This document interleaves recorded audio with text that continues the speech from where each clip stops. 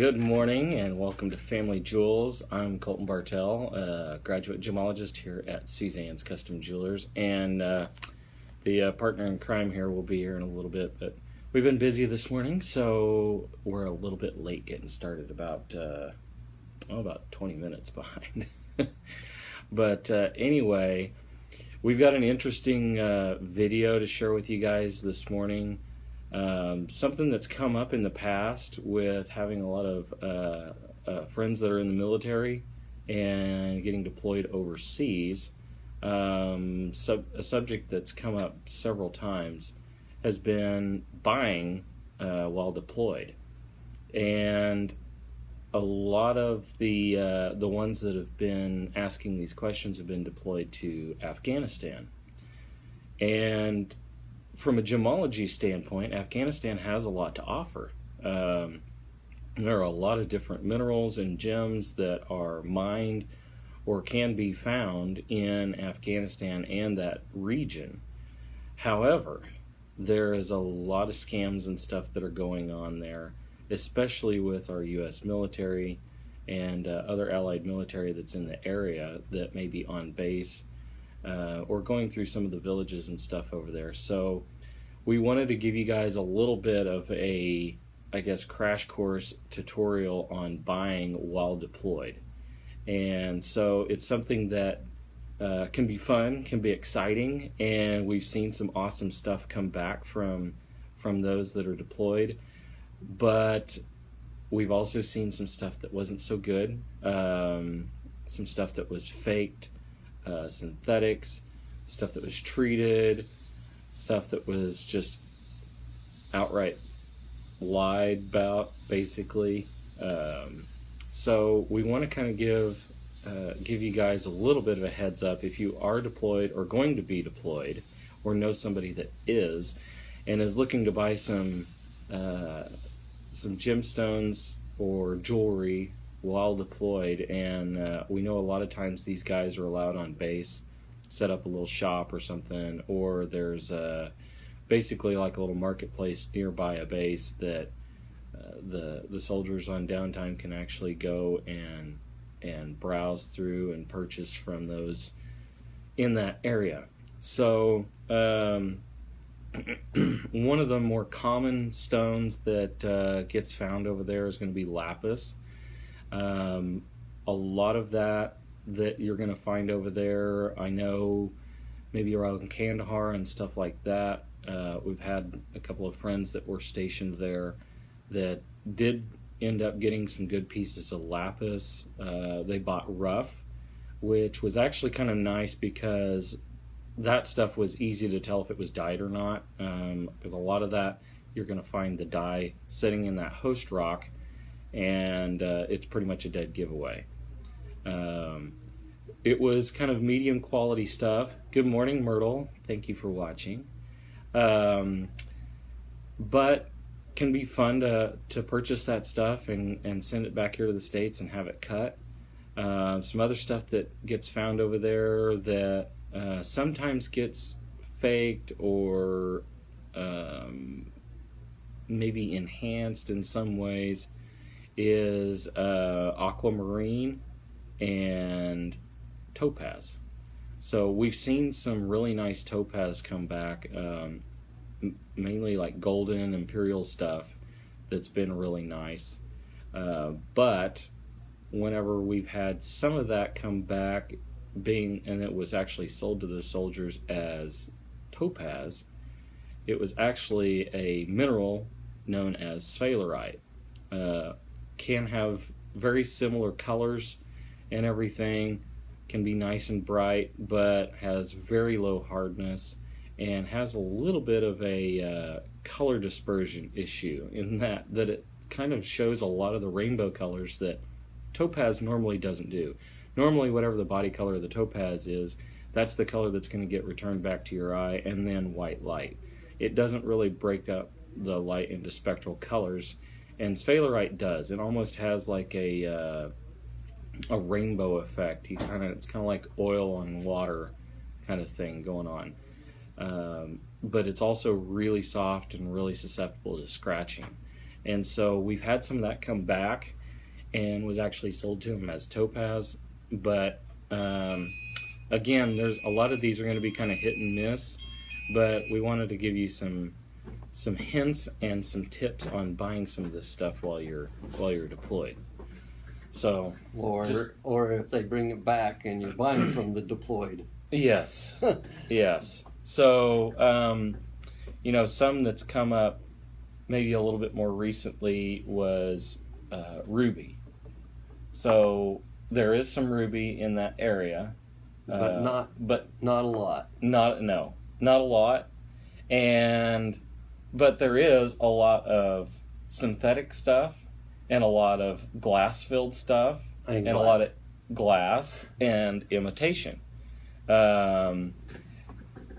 The thing is these guys know that these soldiers that are coming over there are not gemology experts or gem buyers, and so that kind of makes those soldiers and those guys deployed pretty much easy targets for these guys to sell stuff to, especially when they make it sound like it's a really, really good deal and they have really, really good fakes. And I'm gonna say that, Colton and I are supposed to be experts at this, but even us in Afghanistan, we would be on what I'll say unfamiliar ground. I mean, we would definitely be, if this was a football game, we would definitely be the visiting team. Yeah, they're going to have home field advantage. So there are a lot of things that, if we had a loop, that would help. Be really nice if we had a refractometer and a lighting source and a microscope would be awesome. But for the most part, I mean, those guys don't have any of that stuff. They may have a loop. They've got sunlight. Yeah. They got lots of sunlight. So there's a lot of things, just like Colton brought up with ruby, that can look like ruby, but it's not. Some of it actually is, but it's not natural ruby. Yeah. And there's a whole bunch of different prices in that stuff. Yeah. Now, what's really surprising to most people about that is you wouldn't think that these guys, where they're deployed, they're in really remote areas. Your last thought would be they got synthetic stuff, they got all this other, stuff. But really, it's actually very easy for them to get this stuff. And a lot of it, they're getting for the sole purpose to trick people. Well, that, and I'm going to say the other possibility is they may not be able to tell the difference. I mean... That's true. We don't know. Morning, Adrian. But, the thing that we have seen and the ones to be most wary of, like Colton brought up, ruby. Ruby is one. There is some emerald produced in Afghanistan, but for the most part, it's not the best. I mean, there can be some really good stuff. Yeah. But some of that we've seen is more green beryl than it is emerald. It's too light to be... Yeah. It's got a green color, but it's not green enough to be called emerald. So, yeah. So then it's green beryl. A lot of that is pretty included. Mm-hmm. So, and for the most part, we haven't been asking what they paid for it. Almost, to us, that's, it almost feels like we're intruding. A little invasive, yeah. But at the same time, we know that, there's some that are supposed to be good deals. Mm-hmm. We've heard of some that have been, but that's probably a rarity. Mm-hmm. I would say more often than not, they're probably getting misrepresented, or like you said, they may not know what they have, or overrepresented, or yeah, or they may just be flat scamming people. Yeah. The thing is, what ones to look for that you can buy would be tourmaline. Yeah. Tourmaline is a good one. The main reason there is, yes, it can be simulated by glass, but very uncommon. There's not really synthetics out there. Well, there's not a synthetic that's economical. I mean, if they make a synthetic tourmaline, it's probably actually it's going to cost them more than the stuff they found. Yeah.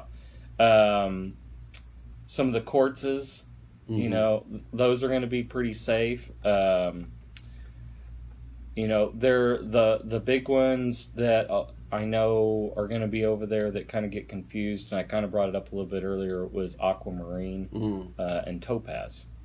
Like I said earlier, you know, we've had some that have bought some decent topaz, and then they go back and buy again, and then they ended up with sphalerite. Well, I don't know that I've actually seen what they said was a topaz has ever been a topaz yet. I've seen a couple, but it's still rare. The aquamarine, I've seen a topaz mixed in with the aquamarine. Yeah, and that can be, you know, again, it could be that they don't know what they've got, or they could be just scamming. Yeah, because they could be seeding it in there or kind of salting it in there. That blue topaz can be easily confused with aquamarine. Yeah.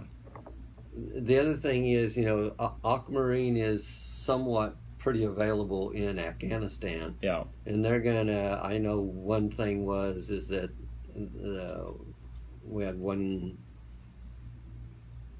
deployee or whatever that the guy was telling them that this was unheated aquamarine. To some degree, if it's unheated and it's that really good color of aquamarine, that is going to command a little more price. But for the most part, whether it's heated or unheated, that color still is determining price. There's not a whole lot of difference between unheated and heated from what I've heard about. Normally that unheated stuff has got a little bit more of a green to it. It's not quite as sky blue, I guess I'd say, or look like blue topaz. Yeah. So then the other thing is, you know, a lot of that aquamarine that I've seen has been really light colored, so it would be more like, what is that, goshenite that's white? Yeah, goshenite is the white, basically the colorless form of beryl. And by beryl, it's actually a mineral group that includes emerald, morganite, heliodor, goshenite, and aquamarine. Right. And green beryl. Yeah. And red beryl, or bixbite. But that's not something that you're going to see over there. If you see that over there and it's gem quality, well, no, if it's gem quality, the real stuff, let us know. True. But I don't know. I mean, that would be something somebody could really get fooled with, I guess. Yeah. There's very little of that gem quality bixbite around. Yeah. So yeah, kind of stay away from that one. Say all of that actually comes from the United States, right?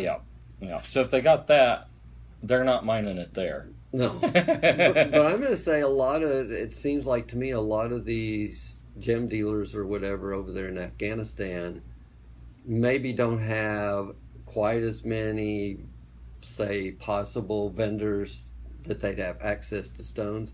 But I think there's a lot of stuff that we've seen that are not native to Afghanistan. One of them that came up recently was a diamond. Yeah. Basically, I got a text that, you know, hey, there's this great deal on this diamond that, you know, they said was from here, and it sounds like it's a really great buy. And I go, well, for one, there's not any diamond sources that we know of, right? They're commercially in Afghanistan. They're still thinking there's possibilities, but yeah. So that would be one that, you know, even us, we would probably stay away from that unless we could have some magnification and stuff to determine if it was diamond or not, for one. Right. And then to tell if it was a synthetic or not, which, you know, in some cases, if it's really, really clean, that could be difficult to do. So basically what we're saying is, you know, if you're deployed and over there, unless you have a gemology background, in which case you're probably not watching this anyway, probably stay away from the diamonds would probably be the best bet.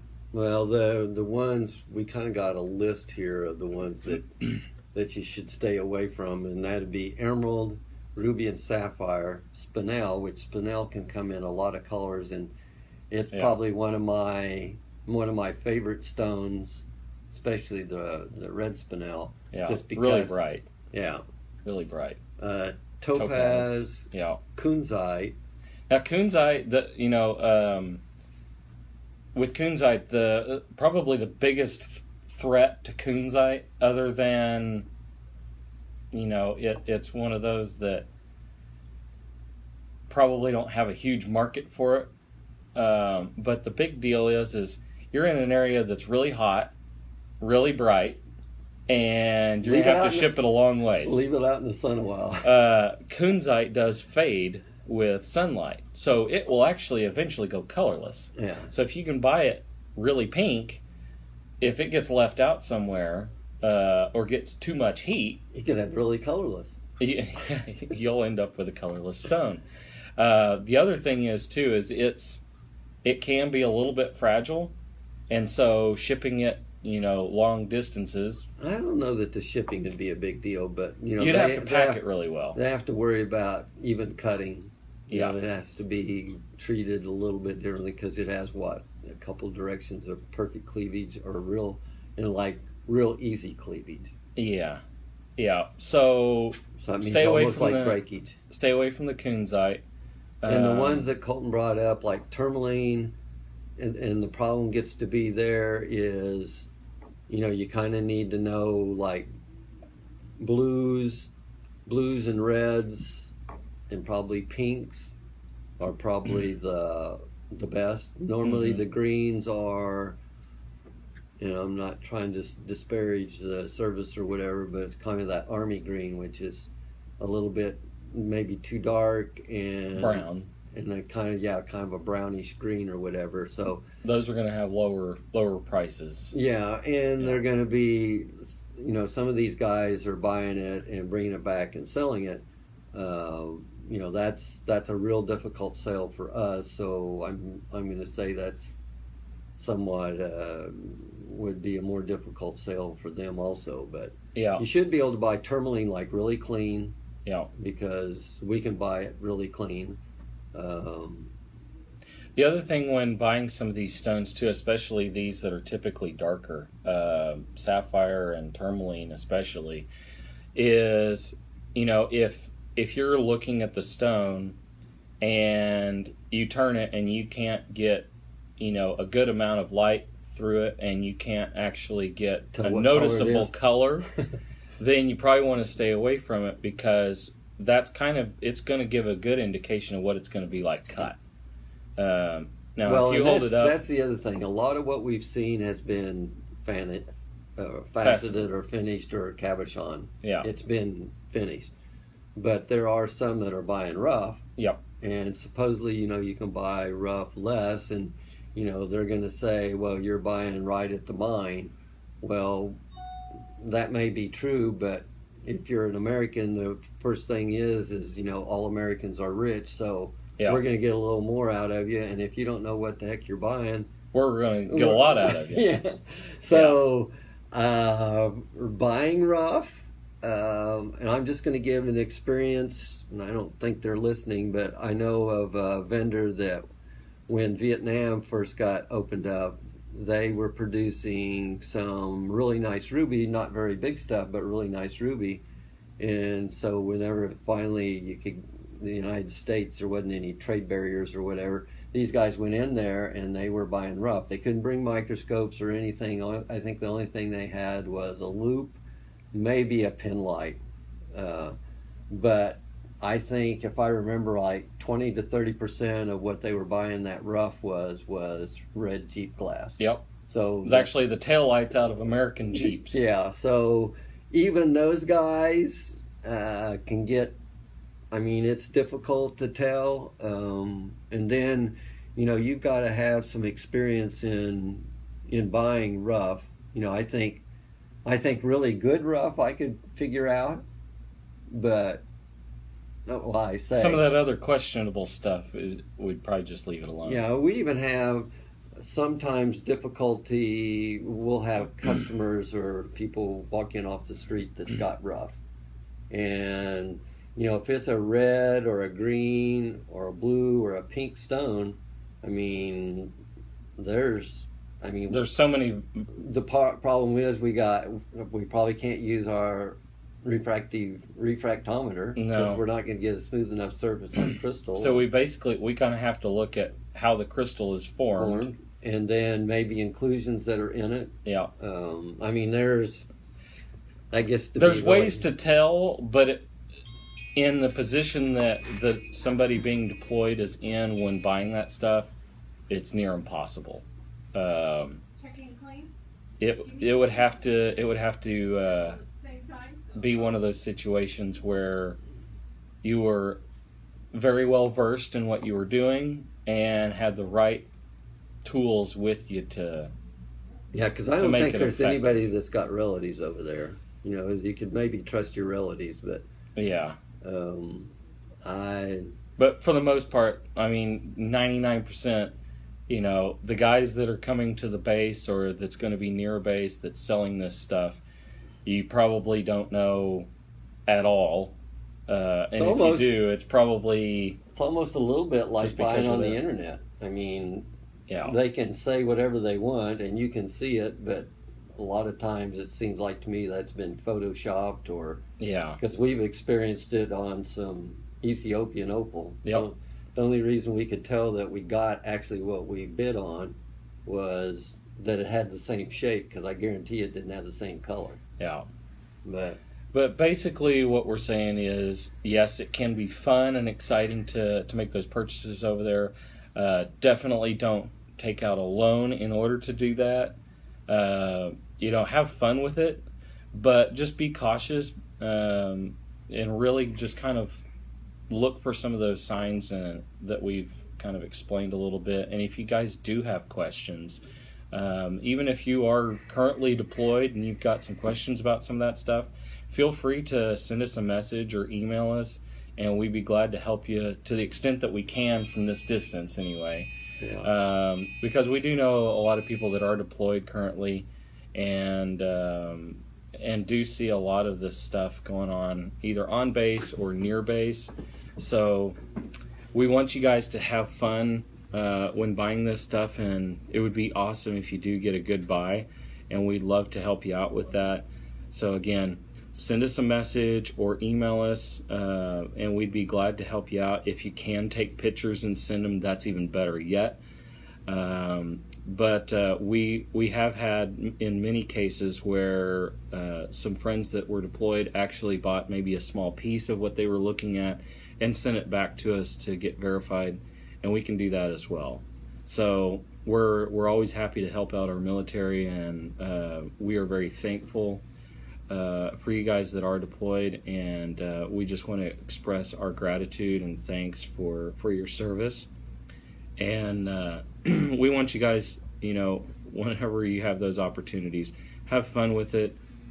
Just be cautious, and just know that they are seeing you guys that are deployed there as basically being extremely wealthy and rich, and so they're going to try and scam in most cases. Not saying that all of them are doing that, but in most cases they are. So just kind of keep your guard up with that, and use some of the tips and tricks that we've kind of gone over today to kind of help you in that buying process. And so good luck with buying overseas while you're deployed. This kind of works also for anybody that's traveling. If you're going to some of these countries that are major gem producing countries, also kind of something to watch for. So not just for those deployed, but kind of a universal thing. So anyway, we thank you guys for watching. Again, email us or send us a message if you guys have any questions whatsoever regarding the gemstones and gem buying, stuff like that, especially overseas. And thank you for your service.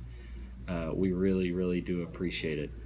But thank you guys for watching. If you guys have any questions or you would like to see some gemstones that we have talked about or any others, please visit us here at Susann's Custom Jewelers. We are 4226 South Alameda here in Corpus Christi, Texas. We're at the corner of Everhart and Alameda in the Town and Country Shopping Center. You can always visit us online at susanns-jewelers.com, or you can check us out right here on Facebook. And with that, we thank you guys, and we will see you next week right here with Family Jewels.